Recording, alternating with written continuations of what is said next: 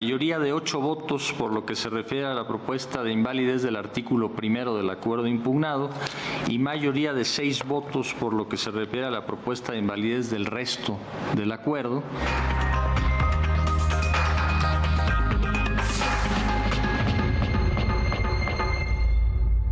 La Suprema Corte de Justicia de la Nación dio un nuevo revés, la verdad hay que considerarlo, al gobierno del presidente Andrés Manuel López Obrador. Esta mañana, a mediodía, invalidó el acuerdo presidencial que declara las obras del gobierno como un tema de seguridad nacional.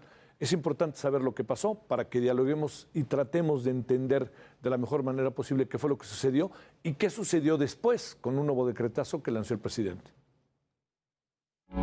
La Suprema Corte de Justicia de la Nación invalidó el decreto del presidente Andrés Manuel López Obrador que calificaba las obras prioritarias como de interés público y seguridad nacional.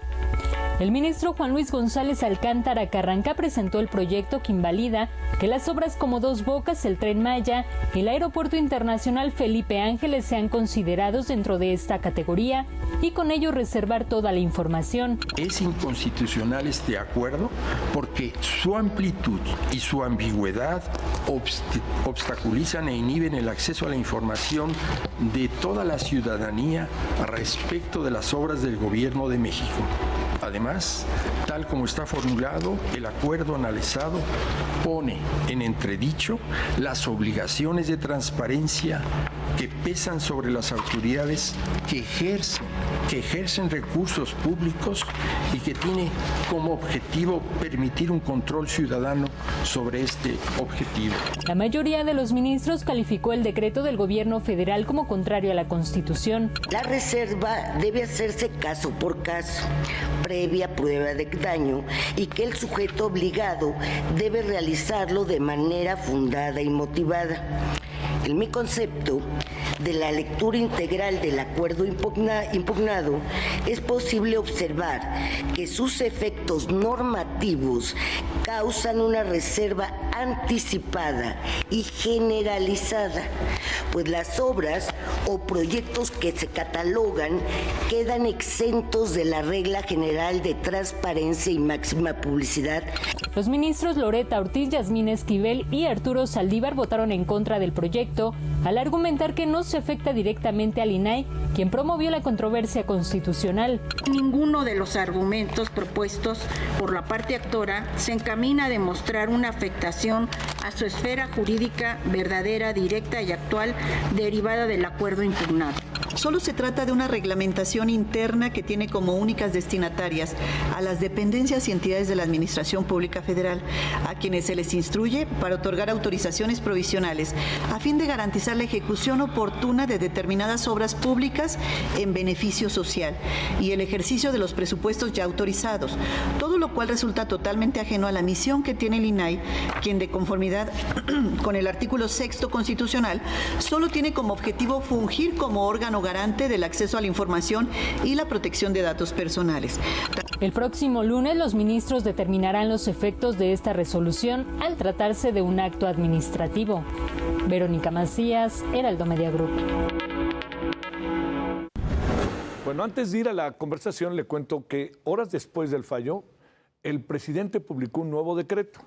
Y esto para declarar como obras de seguridad nacional la construcción del Tren Maya, el corredor interoceánico y los aeropuertos de Palenque, Chetumal y Tulum.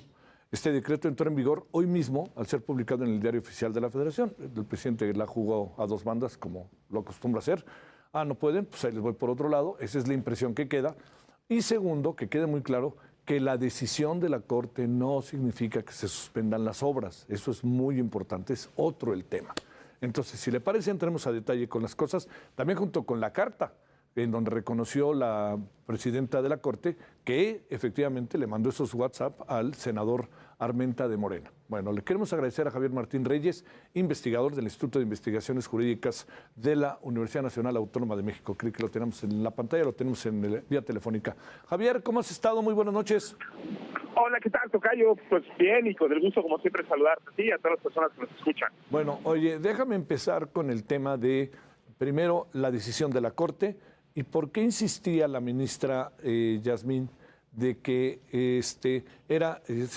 no era, que el Ejecutivo, pero pensaba, me parece que como en dependencias del Ejecutivo, cuando al final dijo la ministra de la Corte, cuando se cayó el proyecto, se cayó y se cayó, ya desaparece, ¿no? A ver, esto explicarlo técnicamente, técnica y legalmente, primero, ¿y qué piensas de lo sucedido hoy en la Corte? Pues mira, a ver, yo creo que la decisión que toma finalmente la Corte es la correcta. ¿Por qué? Porque este decreto lo que hacía básicamente era decir que una enorme cantidad de obras se iban a considerar tanto de seguridad nacional como de interés público. Y eso que era lo que permitía, pues que eventualmente, entre otras cosas, se pudiera negar el acceso a la información de este tipo de obras, precisamente porque esos son los dos conceptos que utiliza la ley como razones para poder reservar la información. Ahora, esto es abiertamente contrario a muchísimos precedentes de la Corte, Javier, donde la Corte lo que ha dicho es que las reservas por estas dos causales tienen que pasar por un análisis caso por caso. Es decir, no se vale decir, oye, todas las obras del Tren Maya, del aeropuerto o de lo que sea en automático son de seguridad nacional. No, hay que justificar documento por documento, de nueva cuenta, si existe un riesgo para la seguridad nacional, y vaya, eso es lo que dice la Corte. En ese sentido yo diría, creo que jurídicamente fue lo correcto, aunque también hay que decirlo, ¿no? Digamos, de nueva cuenta, el bloque obradorista de Yasmín Esquivel, Loreto Ortiz y Arturo Saldívar, pues dieron argumentos jurídicos creo que malos para tratar de defender un poco lo indefendible, pero qué bueno que sí hubo una mayoría clara de la Corte en ese sentido. Y luego se generó, como tú muy bien dices, una discusión ya al final de la sesión de la Corte relacionada con los efectos. Creo que a final de cuentas el tema jurídicamente no es complicado, pero ahí la verdad es que la ministra Yasmín Esquivel pues como que trató o hizo un último intento de meter, déjame ponerlo así, pues como una suerte de cuña, ¿no? ¿Por qué? Porque este decreto, Javier, pues no es una ley, no es una norma general, es un acto administrativo, esta es una orden que le da el presidente a la administración pública, o sea, es decir, es una decisión que surte sus efectos al interior del Poder Ejecutivo. Y lo que dice la Constitución es que cuando en este tipo de impugnaciones, que son las controversias constitucionales, no se impugna una norma general, sino un acto en concreto, los efectos son entre las partes, ¿no? Y aquí las partes del litigio pues eran el Poder Ejecutivo por un lado y el INAI por el otro. Entonces, bueno, la decisión de la Corte surtirá efectos para el INAI y para el Ejecutivo. Se entiende entonces que surte efectos no solo para el presidente, sino para el resto de la administración pública, ¿no? Y eso era un poco lo que trataban de explicarle a la ministra Yasmín Esquivel, el ministro Javier Lainez, la propia ministra Piña, hasta el propio Arturo Saldívar. Pero la ministra Esquivel lo que estaba tratando de decir es, no, esto solo va a surtir efectos en la relación que tiene el INAI con el Poder Ejecutivo. No, pues caray, así no es como se interpretan los efectos interpares. La Corte dijo que el lunes va a definir los alcances de la decisión. Para mí sí me parece, Javier, que esto es clarísimo. Esta es una decisión al interior del Ejecutivo, ya se declaró inconstitucional, surte efectos para el Ejecutivo, y eso básicamente lo que hace es que queda sin efecto el decreto, ¿no? A ver, segundo asunto. Ante esto, más allá del debate, de la discusión, quedó muy claro. Es evidente, Javier, reitero, que no se suspenden las obras, ¿no? Esto es muy importante. Absolutamente, sí. ¿Sí, verdad? Eso es muy importante, Javier. Digamos, esta impugnación no tenía que ver ni con los méritos de las obras, ni con su regularidad legal o constitucional. Es decir, acá no se estaba jugando la continuación ni del Tren Maya, ni de ninguna de las grandes obras del gobierno. Ese era un litigio relacionado, de nueva cuenta, con la transparencia, con el acceso a la información, y también, hay que decirlo, con un procedimiento abreviado para conseguir autorizaciones. Es decir, ese decreto lo que buscaba, además de este tema de la transparencia, era, déjame ponerlo así, establecer una suerte de procedimiento fast track para que el gobierno no tuviera que cumplir con todos los requisitos que están en la ley para obtener este tipo de permisos. Entonces, lo único que termina dejando sin efecto la Corte son esas normas que permitían reservar la información así de golpe y sin un análisis por caso, y también deja sin efecto pues ese procedimiento de fast track, ¿no? A ver, ahora, ¿qué es lo que pasa con el decreto que ya está en el Diario Oficial de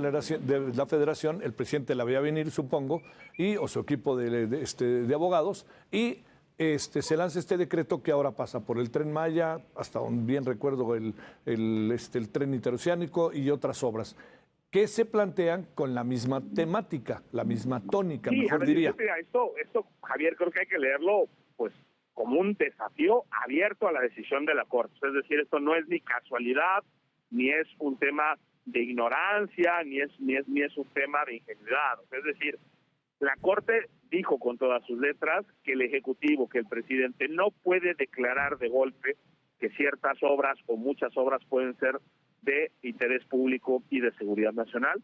Y hoy lo que se publica en el Diario Oficial de la Federación es un decreto más acotado, es decir, porque solo se habla de ciertas obras, se habla por supuesto del Tren Maya, se habla por supuesto también de algunos aeropuertos y de otras obras, es decir, es más limitado este segundo acuerdo, pero en el fondo es lo mismo, se pretende a través de una decisión unilateral del presidente decir que es de seguridad nacional y es de interés público. Bueno, eso va abiertamente en contra de lo que resolvió hoy la Corte por una mayoría de 8 votos.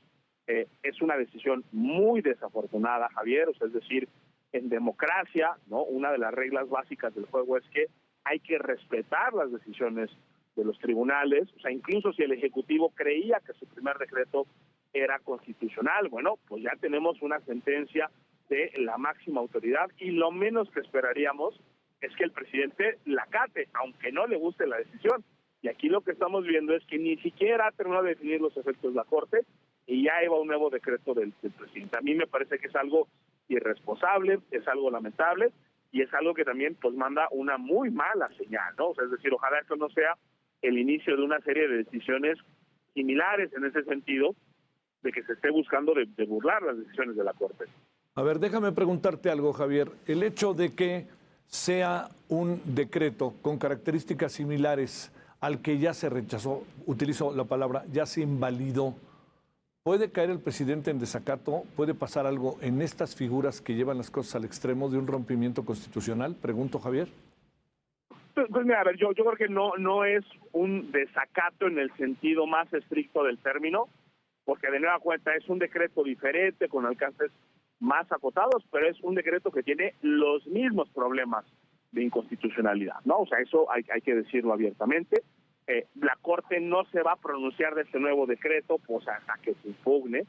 Yo esperaría que ya con un criterio tan claro de la Corte, este segundo decreto, Javier, pueda ser impugnado, pues no solo por la vía de las controversias, sino también por la vía de los amparos. Creo que ahí la decisión de la Corte será un precedente que tendrá que guiar las decisiones judiciales futuras, pero sí hay que decirlo, acá el presidente está doblando la apuesta, está llevando las cosas a un límite. Yo creo que todavía no podemos hablar ni de rompimiento constitucional ni demás, pero si esto no es un foco rojo, por lo menos es un foco amarillo muy claro. ¿Qué va a pasar, nada más para cerrar de este tema, Javier, para poder entenderlo? Supongo que podría tener el mismo desenlace el decreto que lanzó el presidente el día de hoy en caso de que sea impugnado ante la Corte y que la Corte está obligada a participar y a dar un veredicto respecto a lo que está pasando. Aquí, ¿cómo funciona el nuevo decreto y cuál puede ser su destino? Sí, a ver, podría pasar lo mismo, aunque hay que decir que ahí hay una variable importante, Javier, y es que el INAI no está funcionando ahorita correctamente, ¿no? O sea, esta impugnación contra el primer decreto la presentó precisamente el INAI a través de una controversia constitucional. Se dictó una suspensión, eso también hay que decirlo. El ministro González Alcántara creo que ha sido un ministro que está destacado pues, por esa calidad técnica y por independencia. Podría suceder, aunque ahí hay que meter a la ecuación que el INAI de nueva cuenta usted no está debidamente integrado.